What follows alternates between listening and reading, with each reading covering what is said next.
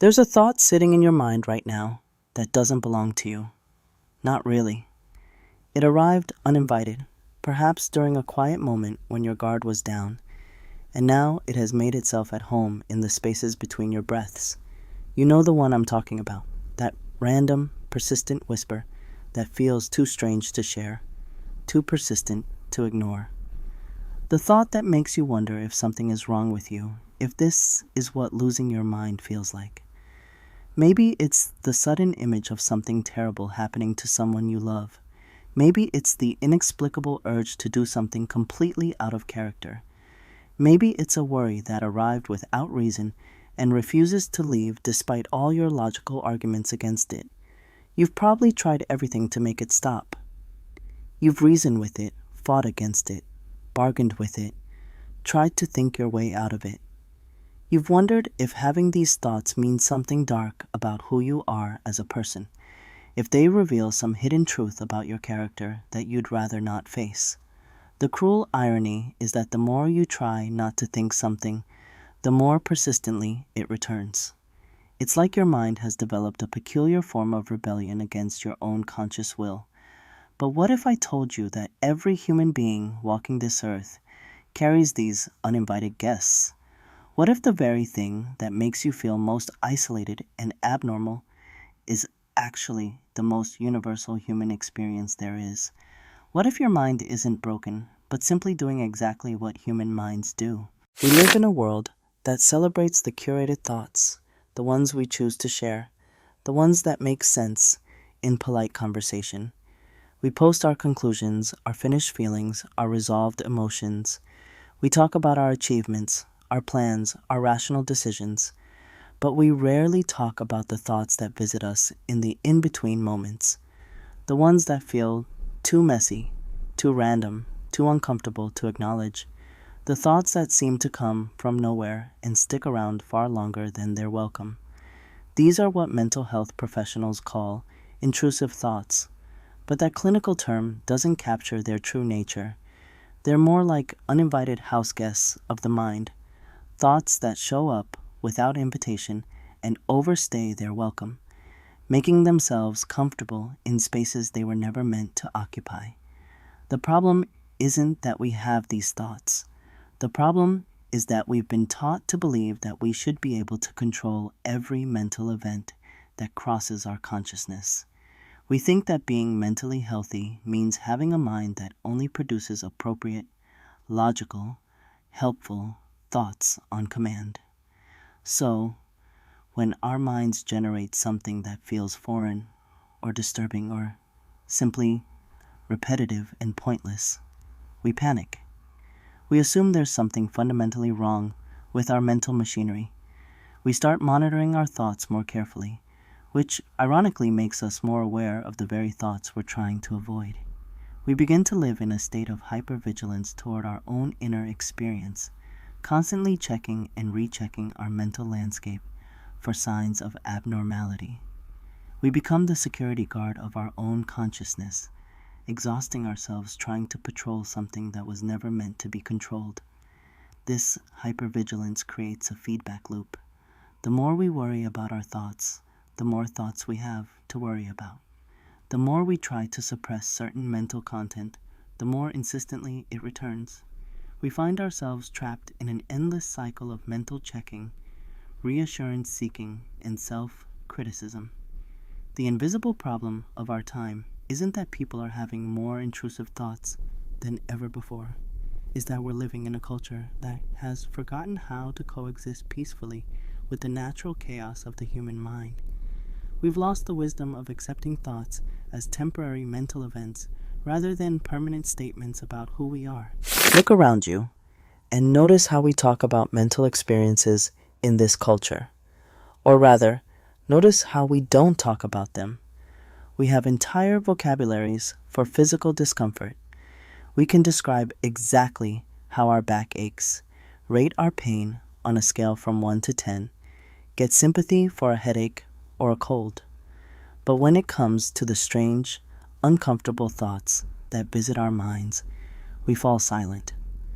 There's no casual conversation about intrusive thoughts at coffee shops. No one mentions at dinner parties that they had a weird, persistent worry that made no logical sense. No one talks about the random mental images that pop up during quiet moments, the thoughts that feel so foreign, they wonder if they're losing their grip on reality.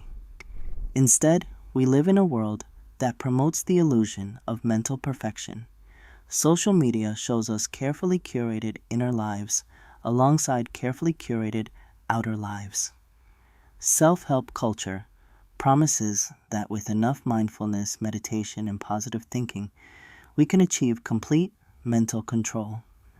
We're surrounded by messages suggesting that healthy people don't have disturbing thoughts, that mentally strong individuals can simply choose their mental content, that if you're still struggling with unwanted thoughts, you must not be trying hard enough or using the right techniques. This creates an incredibly isolating experience. When you're dealing with persistent, unwanted thoughts, you look around and everyone else seems to have their mental house in perfect order. Everyone else appears to be thinking only appropriate, helpful, pleasant thoughts, while you're stuck with this chaotic inner commentary that feels completely beyond your control. The external world has convinced us that our minds should operate like well-organized filing systems, where every thought has its proper place and nothing gets misfiled. We're told that meditation should quiet the mind completely, that therapy should resolve all internal conflicts, that mental health means mental silence. But this is like expecting your heart to beat only when you give it permission, or your lungs to breathe only the air you've pre-approved. The mind, like every other organ in your body, has its own natural rhythms and functions that don't wait for your conscious approval. We've created a culture that pathologizes the normal functioning of human consciousness.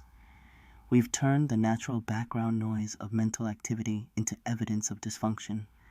We've made people feel broken for having minds that work exactly as minds are designed to work.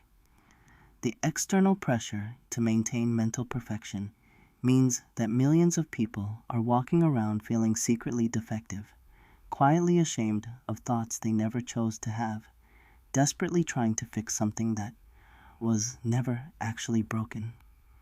Meanwhile, the very techniques we're taught to manage these thoughts often make them worse. We're told to distract ourselves, which works temporarily but teaches our minds that these thoughts are dangerous and must be avoided.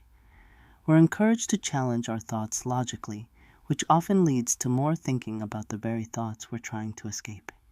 The external world offers solutions that miss the fundamental truth about how human minds actually operate. But the deeper pain isn't what the world has failed to understand about your mind, it's what you've come to believe about yourself because of these thoughts. Somewhere along the way, you started taking responsibility, not just for your actions, but for every mental event that crosses your consciousness. You began to believe that having a thought means something significant about who you are as a person, that your worth could be measured by the quality of your inner commentary. When a disturbing thought visits your mind, you don't just experience the thought itself. You experience the shame of having it, the fear of what it might mean, the exhaustion of fighting against it, and the deep, terrible loneliness of feeling like you're the only person whose mind works this way. You've probably spent hours analyzing these thoughts, trying to understand where they come from, what they represent, how to make them stop. You've searched for meaning in mental events that often have no meaning beyond the simple fact that minds generate thoughts constantly, without discrimination or quality control. The cruelest part is how you've learned to judge yourself for experiences that are completely involuntary. You criticize yourself for thoughts you never chose, worry about implications of mental events you can't control, and feel guilty about the contents of your own consciousness as if you were personally responsible for every neural firing in your brain.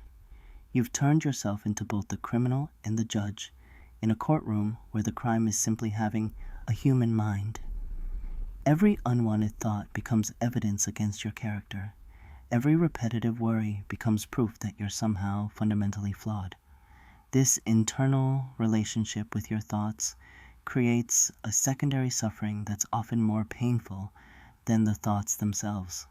The thought might be uncomfortable, but the shame about having the thought, the fear that it means something terrible about you, the exhaustion from fighting it, this becomes the real source of distress. You start monitoring your thoughts obsessively, like a security system that's become so sensitive it's triggered by everything. You notice mental events that other people's minds filter out automatically. You become hyper-aware of the very thoughts you're trying to avoid, creating a spotlight effect that makes unwanted thoughts feel larger and more significant than they actually are.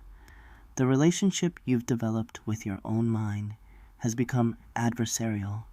You treat your thoughts like enemies to be defeated, rather than temporary visitors to be acknowledged. You've forgotten that you are not your thoughts, that consciousness is vast enough to hold all kinds of mental content without being defined by any of it. This internal war against your own mental experience is exhausting. It's like trying to hold your breath forever or keeping your eyes open without blinking. You're fighting against something as natural and inevitable as weather, and then wondering why you feel so tired all the time. The deepest pain is the loneliness of feeling like you're broken in a way that no one else could possibly understand, trapped with a mind that feels foreign and threatening rather than familiar and friendly. Here's what changes everything about how you understand these uninvited mental visitors. They are not you. They are not reflections of your character, your desires, your intentions, or your future actions. They are simply the mind doing what minds do, generating thoughts without your permission or approval. Think of your brain as an incredibly sophisticated prediction machine, constantly generating possibilities, scenarios, and what-ifs to keep you safe and prepared for anything. Sometimes this machine gets a bit overzealous, creating thoughts that serve no purpose except to remind you that your mind is always working, always active, always trying to solve problems that don't necessarily exist. The thoughts that disturb you most are often the ones that go against everything you actually value. A person who would never hurt anyone has thoughts about violence. Someone who loves their family has thoughts about losing them. A gentle soul has aggressive thoughts that feel completely foreign to their nature. This isn't a bug in your mental system, it's a feature. Your distress at these thoughts is actually evidence of your moral compass working perfectly. The very fact that certain thoughts upset you shows that they don't represent who you are. They're more like a mental fire drill, your brain checking to make sure your values are still intact. When you understand that thoughts are just mental events, not commands or predictions or reflections of your soul, something beautiful happens. You begin to develop what psychologists call psychological flexibility, the ability to observe your inner experience without being controlled by it. Picture your thoughts like clouds passing through the vast sky of your consciousness. Some are beautiful, some are dark and stormy. Some are just odd shapes that don't mean much of anything. But you are not the clouds. You are the sky itself, vast and unchanging, and capable of holding whatever passes through. This shift in perspective changes everything. Instead of asking, why am I thinking this terrible thing? You can ask, oh, there's my mind being a mind again. Instead of fighting against thoughts, you can learn to coexist with them. Instead of judging yourself for mental events you never chose, you can practice observing them with the same detached curiosity you might have for clouds or weather patterns. But let me be clear about what this understanding actually means, because this isn't about positive thinking or pretending difficult thoughts don't affect you. This is about fundamentally changing your relationship with your own mind. It's about recognizing that you have thoughts, but you are not your thoughts. You experience mental events, But you are not responsible for every neural firing that happens in your brain. When you stop fighting against intrusive thoughts, something paradoxical happens. They often lose much of their power over you. It's like the difference between struggling against quicksand and learning to float. The struggling makes everything worse. The floating teaches you that you were never really trapped. You can acknowledge a disturbing thought without acting on it. You can notice an anxious worry without believing it. You can observe your mind generating scenarios without feeling responsible for directing the show. This isn't about controlling your thoughts. It's about changing your response to them. It's about developing the capacity to hold space for your full inner experience without being overwhelmed by it. The freedom you're looking for isn't the absence of difficult thoughts. It's the presence of a different relationship with them. It's knowing that you are the observer of your mental experience, not its prisoner. It's understanding that thoughts are temporary visitors in the permanent home of your consciousness. So what would your life look like if you stopped fighting against the nature of your own mind? What would change if you treated your thoughts like weather, sometimes pleasant, sometimes stormy, but never a reflection of your fundamental worth as a person? Imagine waking up tomorrow and noticing an unwanted thought, but instead of immediately going into battle mode, you simply acknowledged it the way you might acknowledge a car passing by your window, present, noted, and then allowed to continue on its way without requiring your emotional investment. Picture yourself moving through your day with the understanding that your mind will generate all kinds of thoughts, helpful ones, strange ones, disturbing ones, beautiful ones, and that this constant mental activity is not a problem to be solved, but a reality to be accepted. Feel what it would be like to have an anxious worry arise without immediately needing to figure out if it's valid, realistic, or worth your attention. What if you could simply notice, oh, there's an anxious thought, the same way you might notice, oh, there's a bird outside. This is what psychological freedom actually looks like. Not the absence of difficult mental content, but the presence of a spacious awareness that can hold all of it without being defined by any of it. Your mind will continue to generate thoughts, strange and wonderful and sometimes deeply uncomfortable thoughts, for as long as you're alive. This is not a problem to be solved, but a feature of human consciousness to be understood and accepted. The thoughts that visit you, especially the ones that feel most foreign and disturbing, are not evidence of your brokenness. They are evidence of your humanness. They are proof that your mind is working exactly as human minds are designed to work. Constantly active, constantly generating content, constantly trying to keep you safe, even when safety isn't actually threatened. In a world that often feels like it demands mental perfection, there is something deeply liberating about accepting this truth. We are all walking around with minds full of uninvited thoughts, and this is perfectly, completely, wonderfully normal. You are not responsible for every thought that crosses your mind. You are only responsible for what you choose to do with the thoughts that matter, the ones that align with your values, the ones that guide you toward the person you want to be, the ones that deserve your time and attention. The next time an unwelcome thought visits your mental space, try greeting it like you would an unexpected guest. You don't have to invite it to stay for dinner, but you don't have to slam the door in panic either. You can simply acknowledge its presence and then turn your attention to what actually deserves your focus.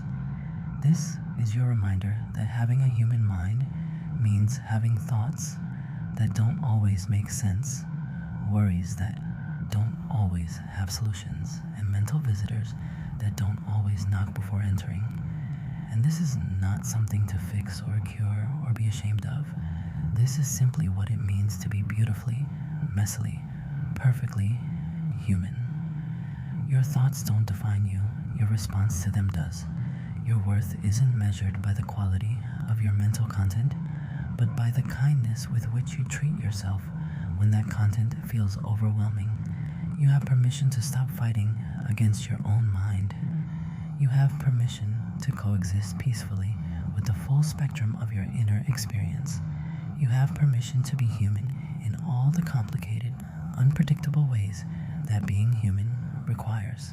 So here you are, at the intersection of understanding and acceptance.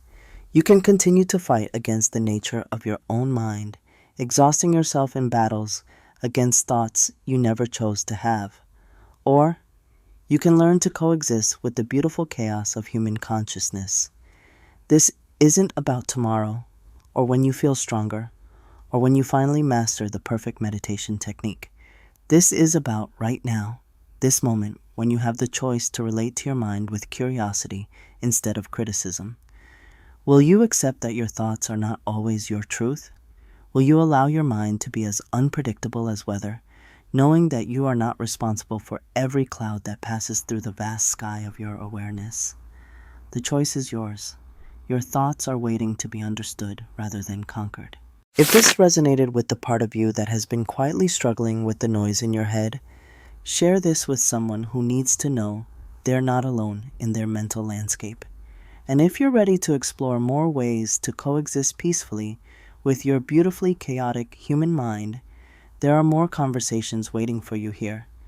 Your thoughts don't define you. Your response to them does. Are you ready to change the conversation?